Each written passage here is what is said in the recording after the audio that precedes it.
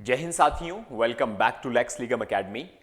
Last videos में हमने discuss किया था कि वॉइड कॉन्ट्रैक्ट, वॉइडेबल कॉन्ट्रैक्ट कौन से होते हैं, और आज इस वीडियो में हम समझने वाले हैं performance of contract. Performance of contract यानी जो हमने कॉन्ट्रैक्ट, जो संविदा हमने बनाई है, उसका पालन किया जाना। उसको पालन कैसे करेंगे, उसका पालन कैसे किया जाएगा। जो प्रोविजन चैप्टर 4 सेक्शन 37 से 67 तक दिए गए हैं। और आज इस वीडियो में हम डिस्कस करने वाले हैं कि किस तरह से एक कॉन्ट्रैक्ट बनने के बाद पार्टीज उसको परफॉर्म करती हैं, और अगर वो परफॉर्म नहीं करती हैं तो उसका कंसिक्वेंस क्या होगा। टाइम और प्लेस के रिगार्डिंग क्या सिचुएशंस और सर्कमस्टांसेस दिए गए हैं, और अगर कोई पेमेंट की जाती है तो उस पेमेंट को एप्रोप्रिएट कैसे करते हैं। और इस वीडियो के लास्ट में हम समझेंगे ऐसे कौन से कॉन्ट्रैक्ट हैं जिनको परफॉर्म करने की जरूरत नहीं है। सबसे पहले ही इसमें हम सेक्शन 37 के बारे में डिस्कस करेंगे, यानी contract which must be performed. ऐसे कॉन्ट्रैक्ट जिनका परफॉर्म किया जाना जरूरी है, जो सेक्शन 37 से 39 तक दिए गए हैं, जिसमें सबसे पहला सेक्शन आता है सेक्शन 37। और सेक्शन 37 मोटे तौर पर यह कहता है कि अगर किसी ने कोई कॉन्ट्रैक्ट बनाया, पार्टी ए और पार्टी बी, इन दोनों के बीच कोई एग्रीमेंट हुआ, तो अब ये अपने ऑब्लिगेशन से बाउंड है, यानी इनको अपना ऑब्लिगेशन जो है परफॉर्म करना होगा। ये कहता है पार्टीज मस्ट परफॉर्म, या तो पार्टीज को परफॉर्म करना होगा।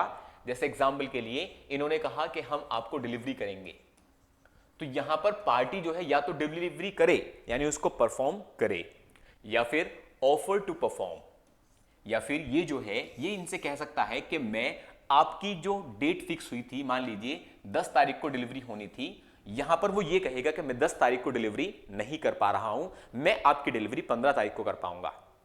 तो पार्टी के पास दो ऑप्शन है कि या तो वो उसको परफॉर्म करे या फिर ऑफर टू परफॉर्म करे।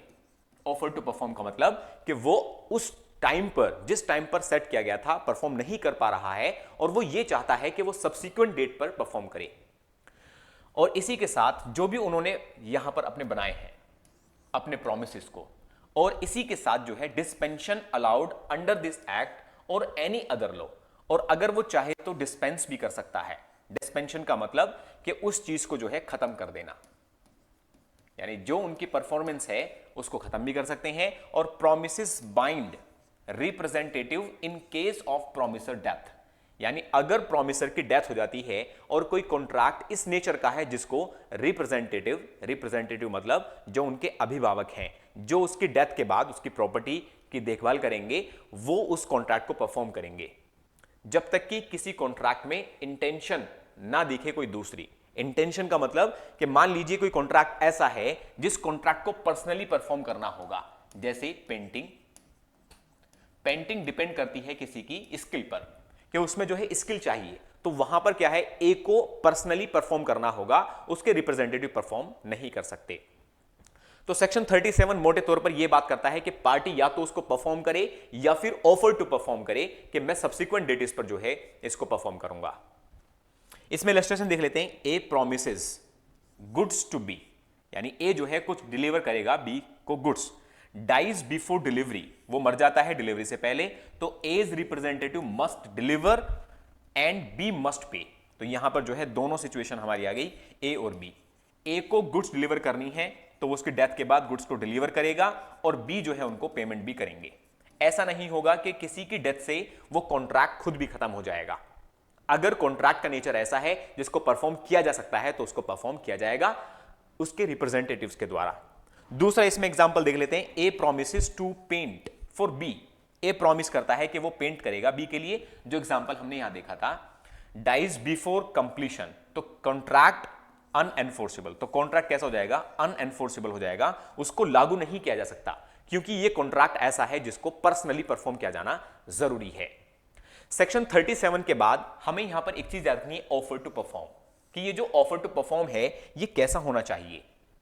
सेक्शन 38 में बताया है इफेक्ट ऑफ रिफ्यूजल, यानी मान लीजिए कि ए ने जो है ऑफर टू परफॉर्म किया था बी को, तो यहां पर ए प्रोमिसर बन गया, इसको हम कहेंगे प्रोमिसर, और बी को हम कहेंगे प्रोमिसी।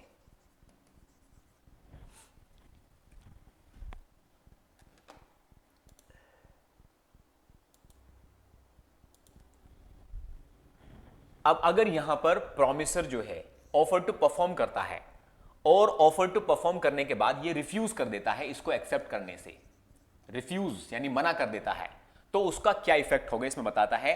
प्रॉमिसर नॉट रिस्पॉन्सिबल, तो ये प्रॉमिसर जो है वो रिस्पॉन्सिबल नहीं होगा इफ ऑफर नॉट एक्सेप्टेड। अगर ऑफर को एक्सेप्ट नहीं किया गया है तो ये नॉन परफॉर्मेंस के लिए रिस्पॉन्सिबल नहीं होगा। इसमें कुछ कंडीशंस दी गई हैं कि जब ये कोई ऑफर टू परफॉर्म बनाता है तो उसकी कुछ कंडीशंस हैं कि हम किसी भी वैलिड, इसको हम जो ऑफर टू परफॉर्म कह रहा है उसकी कुछ कंडीशंस होंगी। जैसे कंडीशन कैसी हो, पहली बात तो ये वो अनकंडीशनल होना चाहिए, यानी ये इसके ऊपर कोई कंडीशन नहीं लगा रहा हो। दूसरा, प्रॉपर टाइम पर किया गया हो, ऐसा ना हो कि जिस टाइम पर उसको अपने प्रोडक्ट का यूज करना था वो उससे जो है आगे की बात कर रहा है। जैसे मान लीजिए एग्जांपल के लिए किसी की 15 तारीख को शादी है, किसी की 15 तारीख को मैरिज है और वो जो है उसकी मैरिज के बाद ही सप्लाई करना चाहता है, तो फिर उसका कोई एजेंस नहीं रह जाएगा। तो इसको प्रॉपर टाइम में करना होगा और उस प्लेस पर, जिस प्लेस पर वो चाहता है, प्रॉपर टाइम एंड प्लेस दोनों, और उसके पास रीजनेबल अपॉर्चुनिटी होनी चाहिए ये देखने के लिए कि उसने जो ऑर्डर किया था वो वही चीज है या नहीं है। तो इसमें 3 कंडीशंस हो गई। पहला अनकंडीशनल होना चाहिए, दूसरा प्रॉपर टाइम एंड प्लेस पर होना चाहिए, और तीसरा उसके पास अपॉर्चुनिटी होनी चाहिए। किसके पास? प्रॉमिसी के पास। प्रॉमिसी के पास अपनी गुड्स को चेक करने की अपॉर्चुनिटी होनी चाहिए। जैसे इलस्ट्रेशन देख लेते हैं, A contract to deliver cotton to B, इन दोनों के बीच जो है कॉन्ट्रैक्ट है कि ए जो है डिलीवर करेगा बी को कॉटन, और offer must be at the bees ware house. तो यहां पर कह रहा है कि ऑफर जो है ये कैसे होगा, इसके वेयर हाउस पर, यानी जहां पर, जिस प्लेस पर ये उसको मंगाना चाहता है वहां पर कंप्लीट किया जाना चाहिए, और अलाउिंग बी, और बी को अलाउ करेगा ये to verify quality and quantity, quality को और क्वांटिटी को चेक करने के लिए इनको ये कहेगा। तो इसको हम कहेंगे कि सेक्शन 38 बेसिकली ये कहता है कि सबसे पहली बात तो ये है कि प्रॉमिसर अगर एक वैलिड ऑफर टू परफॉर्म बनाता है और प्रॉमिसी उसको एक्सेप्ट नहीं करता है तो promiser is not responsible for non performance. बस उसके अंदर वो वैलिड ऑफर होना चाहिए। नेक्स्ट चलते हैं सेक्शन 39 पर। सेक्शन 39 आपका इंपॉर्टेंट है, और ये इसलिए इंपॉर्टेंट है क्योंकि ये डील करता है आपका anticipatory breach. Anticipatory breach, anticipatory breach का मतलब होता है कि किसी भी डेट, जिस डेट को कॉन्ट्रैक्ट को परफॉर्म किया जाना है उस डेट से पहले ही कोई पर्सन कॉन्ट्रैक्ट को परफॉर्म करने से मना कर देता है या अपने आप को इनकैपेबल बना लेता है परफॉर्म किए जाने से, उसको हम कहते हैं एंटीसिपेटरी ब्रीच ऑफ कॉन्ट्रैक्ट। और ब्रीच ऑफ कॉन्ट्रैक्ट का मीनिंग हमने पहले भी समझा था कि जब कोई अपना ऑब्लिगेशन, अपनी रेस्पॉन्सिबिलिटी परफॉर्म नहीं करता है उसको यह कहा जाता है कि उसने ब्रीच ऑफ कॉन्ट्रैक्ट किया है। तो ब्रीच ऑफ कॉन्ट्रैक्ट एंटीसिपेटरी होता है एक, और एक होता है एक्चुअल ब्रीच। एक्चुअल ब्रीच को जो है हम आगे सब्सिक्वेंट सेक्शंस में पढ़ेंगे। अभी हमें यह समझना है कि एंटीसिपेटरी ब्रीच किसको कहते हैं। कहता है इफ ए पार्टी, अगर एक पार्टी रिफ्यूजेस और disable from performing promise entirely, यानी पूरी तरीके से जो है वो प्रॉमिस को परफॉर्म करने से बिल्कुल मना कर देते हैं या अपने आप को इनकेपेबल बना लेते हैं कि वो परफॉर्म ना कर पाए, तो promisee can and the contract. तो ये क्या है सिचुएशन कि प्रॉमिसी जो है उस कॉन्ट्रैक्ट को एंड यानी खत्म कर सकता है, उसको रिजाइन कर सकता है, अनलेस एक्विजिशंस, यानी उसका अप्रूवल ना मिल जाए, उसके अंदर जब तक अप्रूवल ना मिला हो। जैसे मान लीजिए ए और बी के बीच में कोई एग्रीमेंट था और बी अपने आप को, बी जो है रिफ्यूज कर देता है या अपने आप को इनकेपेबल बना लेता है ताकि वो परफॉर्म ना कर पाए, तो जब तक ए इसको अप्रूव ना कर दे कि ठीक है तुम जो है आगे कंटिन्यू रख सकते हो, तब तक ये जो कॉन्ट्रैक्ट है वैलिड रहेगा, अदरवाइज इसको एंड किया जा सकता है। जैसे इलस्ट्रेशन देख लेते हैं, ए जो है एक सिंगर होता है, वो कॉन्ट्रैक्ट करता है गाने के लिए एक थिएटर में जो कि बी का थिएटर है। ए जो है एब्सेंट कर ले, अपने आप को वहां से अनुपस्थित कर लेता है, एब्सेंट कर लेता है, यानी वो गाना गाने नहीं आता है विलफुली, और यहां पर इसने विलफुली किया है B can and the contract. तो बी के पास ऑप्शन है कि वो कॉन्ट्रैक्ट को एंड कर दे, या फिर दूसरी चीज if B consents and A performs on the 7th night.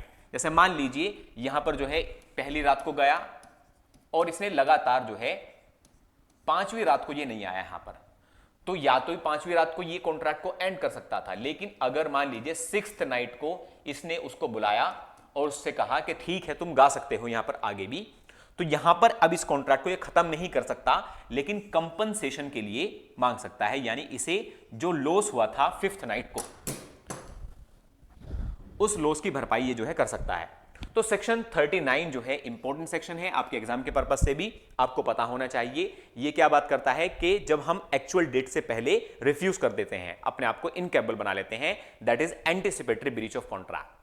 तो सेक्शन 37 ने सिंपल कहा कि या तो पार्टी परफॉर्म करे कॉन्ट्रैक्ट को या फिर ऑफर टू परफॉर्म करे, और ऑफर टू परफॉर्म की कंडीशन सेक्शन 38 में दी गई हैं कि वो रीजनेबल होना चाहिए, अनकंडीशनल होना चाहिए और अपॉर्चुनिटी होनी चाहिए। और 39 ने बात की कि अगर कोई पार्टी अपने आप को जो रिफ्यूज कर देती है परफॉर्म करने से, तो दूसरी पार्टी के पास जो है पावर है कि वो उस कॉन्ट्रैक्ट को एंड कर सकती है, खत्म कर सकती है।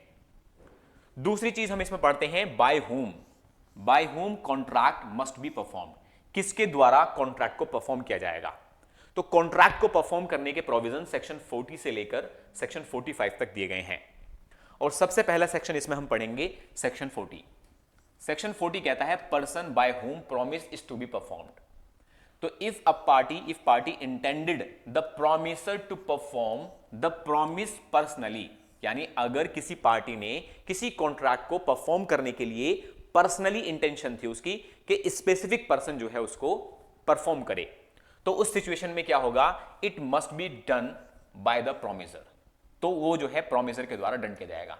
ए ने जो है बी से कहा कि ये कॉन्ट्रैक्ट तुम्हें ही परफॉर्म करना है स्पेसिफिकली, तो यहां यही परफॉर्म करेगा, इसके अलावा कोई और परफॉर्म नहीं कर सकता। लेकिन इन अदर केसेस जहां पर स्पेसिफाई ना किया गया हो, तो प्रॉमिसर और representatives can employ a competent person. फिर यहां पे क्या है कि अगर स्पेसिफाई नहीं किया गया पर्सनली कॉन्ट्रैक्ट को परफॉर्म करना है, तो किसी थर्ड पर्सन को भी एम्प्लॉय किया जा सकता है कि वो उसको जो है काम को कर दे। इलस्ट्रेशंस देखते हैं इसमें, जैसे A promises to pay B money, A can pay personally, या तो ए पर्सनली कर सकता है, जैसे ए ने बी को जो है पेमेंट करनी है, तो ए क्या कर सकता है यहां पर, पर्सनली भी कर सकता है, और हैव समवन एल्स, या फिर किसी दूसरे को हायर कर सकता है वो कि वो उसको पे कर दे। और इफ ए डाइज, या फिर ए अगर मर जाता है, तो रिप्रेजेंटेटिव मस्ट परफॉर्म और एम्प्लॉय समवन, या फिर इसकी डेथ हो जाती है तो इसके जो रिप्रेजेंटेटिव्स हैं वो परफॉर्म करेंगे, या फिर वो किसी थर्ड पर्सन को एम्प्लॉय कर देंगे उस कॉन्ट्रैक्ट को परफॉर्म करने के लिए। फिर इसमें है A promises to paint a picture, जिसको हमने पहले ही पढ़ा था। पेंटिंग क्या है, पेंटिंग एक पर्सनल स्किल है, तो कोई भी ऐसे कॉन्ट्रैक्ट जो पर्सनल स्किल पर बेस्ड होते हैं वो ज्यादातर पर्सनली परफॉर्म किए जाते हैं, उनसे रिप्रेजेंटेटिव बाउंड नहीं होते हैं। ए मस्ट पर्सनली परफॉर्म, तो ए को यहां पर पर्सनली परफॉर्म करना पड़ेगा, और अगर उसने पर्सनली परफॉर्म नहीं किया है उसको ब्रीच ऑफ कॉन्ट्रैक्ट माना जाएगा। अब यहां पे हम एक चीज देखते हैं कि अगर कोई भी पर्सन सेक्शन 40 में थर्ड पर्सन को एम्प्लॉय करता है, यानी मान लीजिए ए और बी के बीच एग्रीमेंट है, ए को पेमेंट करनी है बी को, और इसने पेमेंट पर्सनली ना करके सी के थ्रू पेमेंट करवा दी बी को, तो अब इसका इफेक्ट क्या होगा, तो कहता है प्रोमिसी एक्सेप्टिंग, प्रोमिसी यानी बी, ये प्रोमिसी है, ये एक्सेप्ट कर रहा है कि पेमेंट फ्रॉम थर्ड पर्सन, यानी performance from a third person can not later. अब वो बाद में क्या, अगर उसने एक बार किसी थर्ड पर्सन से कोई परफॉर्मेंस एक्सेप्ट कर ली, तो अब वो बाद में जो है उसको एनफोर्स नहीं करेगा अगेंस्ट द प्रोमिसर।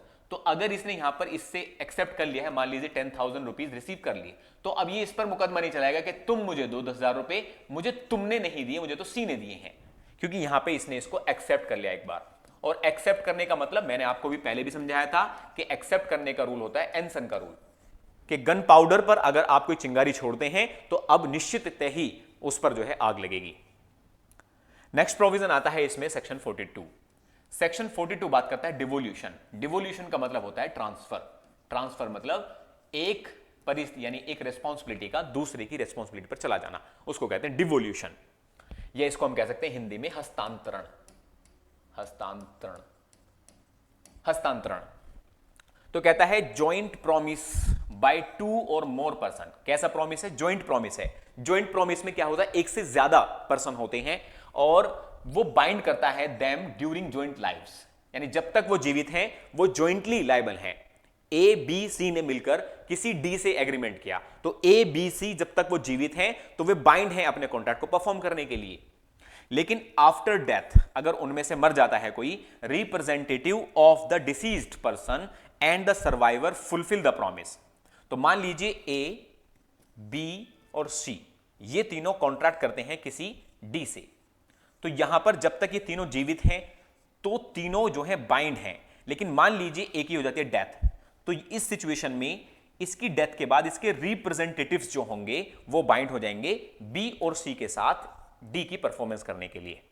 लेकिन अब क्या होता है, after the death of the last survivor, यानी तीनों की डेथ हो जाती है, तो अब इन तीनों के जो रिप्रेजेंटेटिव हैं वो उस कॉन्ट्रैक्ट को फुलफिल करेंगे।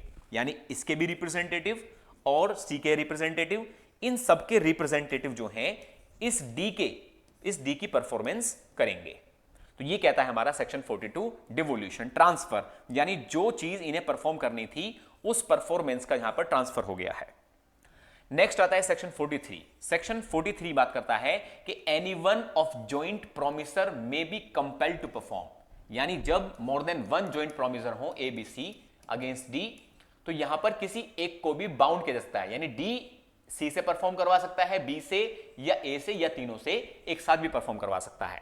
ये कहता है in the absence of express agreement, जब तक एक्सप्रेस एग्रीमेंट ना हो। तो हमेशा याद रखो एक चीज कि अगर कोई एक्सप्रेस एग्रीमेंट बना दिया जाता है तो फिर उस सिचुएशन में वो एक्सप्रेस प्रोविजन जो लिखे हुए हैं वही लागू होते हैं।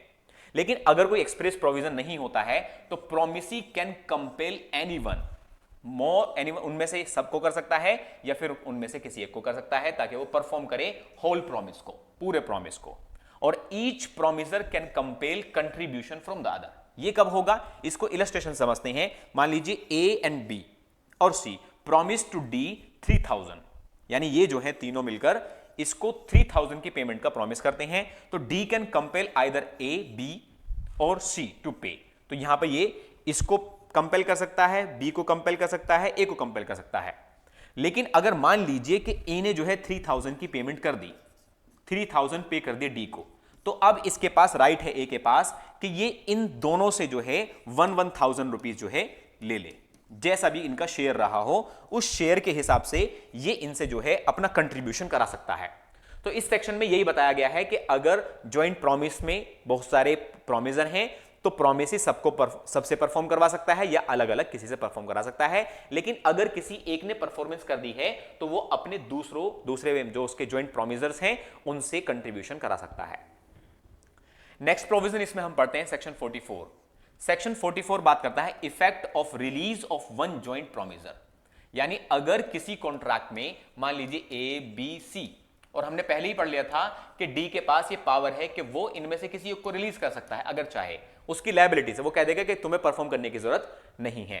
तो इसमें कहता है release of one joint promisor does not discharge other or free the released person from responsibility to the others, यानी अगर एक को डिस्चार्ज कर दिया है, एक को रिलीज कर दिया है तो इनकी जिम्मेदारी खत्म नहीं होती है और ना ही इसकी जिम्मेदारी इनके अगेंस्ट खत्म होती है। यानी अगर इनमें से किसी ने एक ने जो है, जैसे मान लीजिए पीछे वाला एग्जांपल दोबारा से उठा लेते हैं हम कि यहां पर डी को जो है पेमेंट करनी थी इनको 3000 और ए ने ये पेमेंट कर दी और डी ने जो है इसको रिलीज कर दिया, तो यहां पर ये पर्सन जो है इससे इनका कनेक्शन खत्म नहीं हुआ है, इनका कनेक्शन खत्म हो गया है। यहां पर इनका कनेक्शन अब भी बाकी है कंट्रीब्यूशन का, यानी ये ए पर्सन अगर पेमेंट करता है तो ये सी से 1000 रुपए लेने के लिए या उसके शेयर के हिसाब से उतनी पेमेंट लेने के लिए कंट्रीब्यूशन रखने का एंटाइटलमेंट रखता है, यानी अधिकार रखता है। नेक्स्ट आता है इसमें सेक्शन 45, वो बात करता है डिवोल्यूशन ऑफ जॉइंट राइट्स। अभी हमने पढ़ा था डिवोल्यूशन ऑफ जॉइंट लायबिलिटीज, जो उनकी जॉइंट लायबिलिटीज है उसका डिवोल्यूशन का मतलब ट्रांसफर होना, एक पर्सन से दूसरे पर्सन पर जाना। यहां पर जा रहे हैं राइट्स जा रहे हैं। तो कहता है when a promise is made to two or more person jointly, तो राइट टू क्लेम परफॉर्मेंस। देखो एक है परफॉर्मेंस करने का ऑब्लिगेशन, एक है right to claim the performance. तो rest with them during the joint life, यानी जब तक वो जीवित रहते हैं। जैसे मान लीजिए डी ने जो है प्रॉमिस करा ए बी और सी से, तो इनके पास राइट है कि ये परफॉर्मेंस के लिए सूट फाइल कर दें। तो जब तक ये जीवित हैं सारे, तो ये क्या करेंगे, इनके पास राइट है कि वो परफॉर्मेंस के लिए क्लेम कर ले। लेकिन मान लीजिए उनमें से किसी एक की डेथ हो जाती है, तो फिर क्या करेंगे, उनके जो रिप्रेजेंटेटिव हैं और बाकी बचे हुए जो सर्वाइवर हैं वो उनके साथ करेंगे। जैसे एग्जांपल दोबारा वो समझते हैं हम, ए, बी और सी। डी के साथ इनका एग्रीमेंट है तो ये परफॉर्मेंस के लिए कर सकते हैं इससे।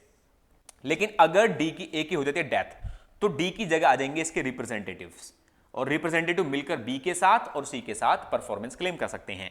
लेकिन अगर मान लीजिए इन तीनों की डेथ हो गई, after the death of the last survivor, सारे सर्वाइवर जो हैं मर गए, तो इन सब के रिप्रेजेंटेटिव जो हैं वो परफॉर्मेंस क्लेम कर सकते हैं। ये कहता है हमारा सेक्शन 45। सेक्शन 45 समझ में आ गया। सेक्शन, तो इसके अंदर हमने सारी यही चीज समझी है कि किस तरह से जॉइंट प्रोमिसेस का जो है परफॉर्मेंस की जाती है।